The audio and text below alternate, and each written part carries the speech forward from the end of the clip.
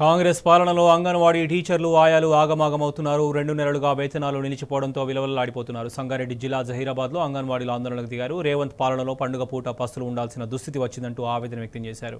వేతనం లేక కుటుంబాల పోషణ భారమైందంటూ వాపోతున్నారు. పెండింగ్లో ఉన్న జీతాలను వెంటనే చెల్లించాలంటూ అంగన్వాడీ సిబ్బంది డిమాండ్ చేశారు.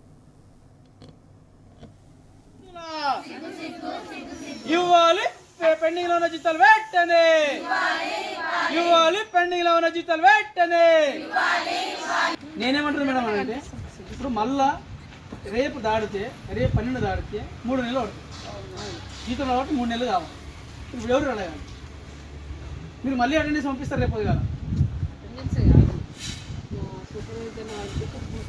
అదేంటలేదు మేడం, రేపు ఫిబ్రవరి జీతం కూడా రేపు పంపిస్తారు. 3 నెలలు అవుతుంది.